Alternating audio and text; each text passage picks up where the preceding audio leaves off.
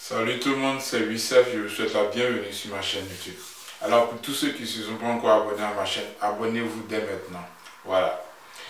Alors, comment dirais-je, aujourd'hui je voulais m'exprimer très rapidement et en direct, voilà, sur la situation de DJ Arafat, voilà, avec la famille Naï et tout ça.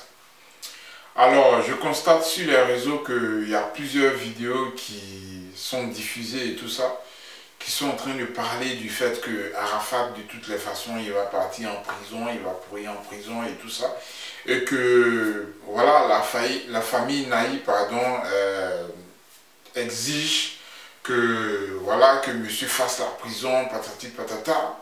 Tantôt, on dit ici qu'il a reçu 10 millions et que c'est fini. Bah, assez de blablabla en tout cas, voilà, comment dire, assez de blablabla, excusez-moi, voilà, c'est ça. Bon, c'est pareil, tout ça pour dire que ça parle trop au fait. Alors les gars, je vous avais dit dans une vidéo précédente que j'allais essayer de fouiller pour voir pourquoi Arafat, qui normalement avait été condamné par la justice ivoirienne, bon, je n'étais pas encore sûr quand je faisais la vidéo au fait, parce que je disais au fait que il y avait un petit flou et tout, mais c'est après mes recherches, j'ai constaté que c'était, comment dirais-je, c'était un truc vérifié et tout ça, c'était propre, et que Arafat DJ avait bel et bien été condamné par la justice ivoirienne.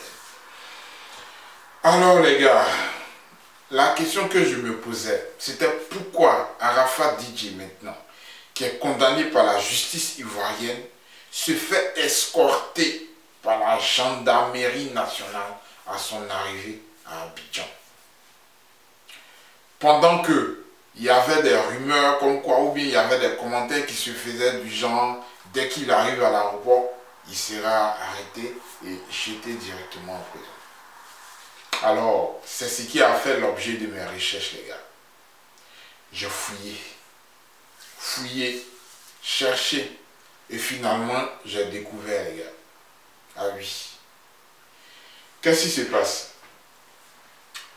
Il y a, si Arafat actuellement n'est pas encore condamné, disons, excusez-moi, si Arafat actuellement n'est pas en prison, bah, sachez que c'est tout simplement parce que toutes les charges qui pesaient contre lui ont été annulées. Annulées par une décision suprême. Annulées par l'amnistie que le président de la République a signée.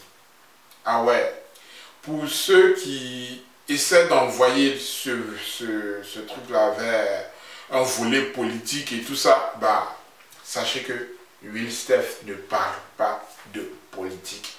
Alors là, pas du tout de politique, les gars. Par contre, monsieur Vao, lui, c'est la politique, les gars.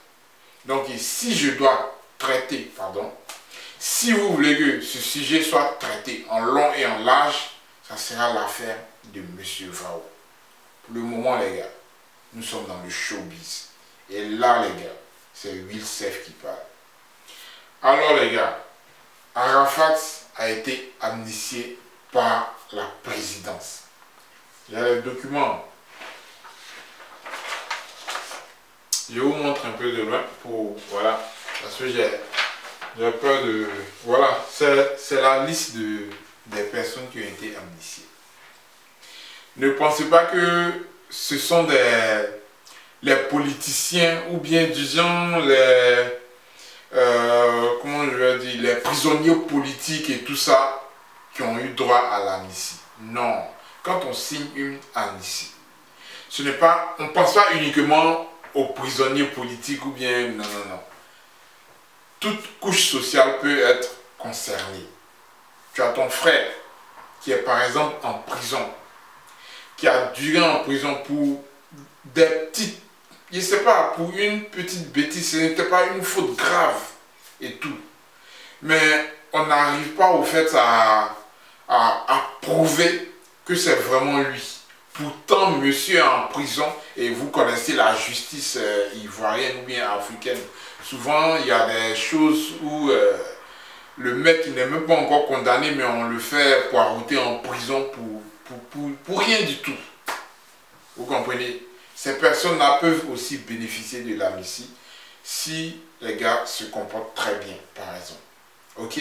Voilà. Quand on dit le président a signé une amnistie et tout ça, non, c'était une amnistie générale. Voilà. Donc, il a signé non seulement pour les prisonniers politiques et pour certaines personnes aussi qui, voilà, qui n'ont pas fait grand-chose et tout, qui étaient aussi vraiment très calmes en prison, qui étaient, comment je vais dire, des personnes exemplaires et tout ça, voilà, pendant leur séjour en prison et tout. Voilà. Il y a tout cela.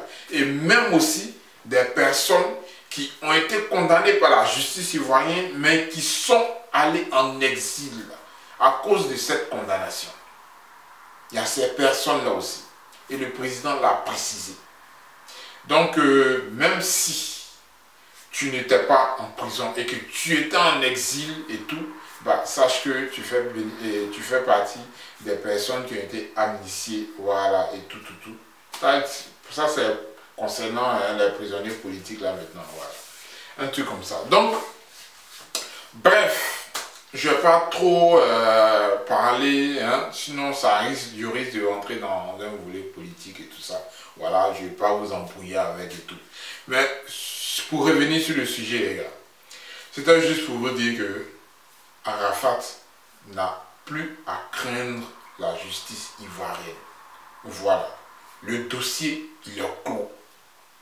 Hervé Naï, je vois les publications et tout. J'ai vu une vidéo d'un certain 007 là.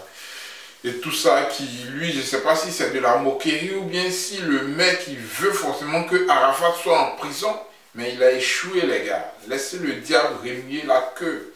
Alors, nous avons tous été témoins de ce que Arafat a fait. Nous avons tous condamné ce qu'il a fait. Nous avons tous crié haut et fort que ce qu'il a fait là, c'était tellement mauvais que, voilà, il méritait même ça et ça et là. Voilà, monsieur est venu, il s'est excusé publiquement. Non seulement à l'égard de ses fans, et aussi à l'égard de la famille, il s'est excusé. Maintenant, je me pose la question. C'est quel type d'excuse vous, maintenant, en face, vous voulez? Je ne comprends pas encore. Voilà. Qu'est-ce qui vous habite maintenant? Je ne sais pas, il y a une certaine rancœur ou bien vous aviez auparavant un discours avec lui ou bien. Je ne comprends pas la chose au fait. Voilà. Vous voulez forcément qu'il parte en prison, mais c'est quoi le problème? C'est quoi le problème, les gars?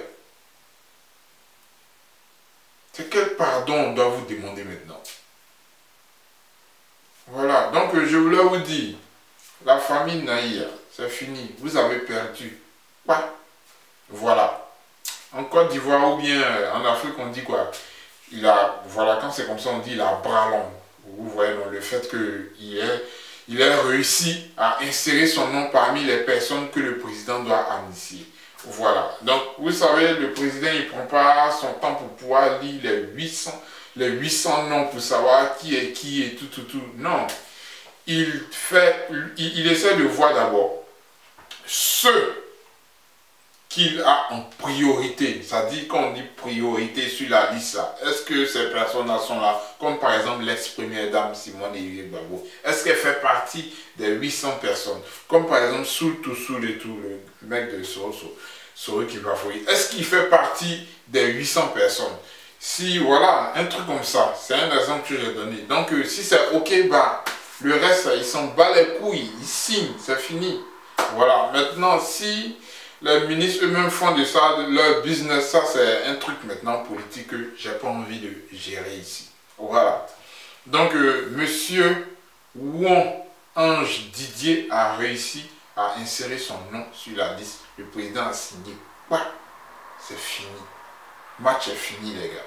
Donc, je sais pas, les commentaires, monsieur Naïm, franchement, hein, laissez tomber maintenant. C'est bon.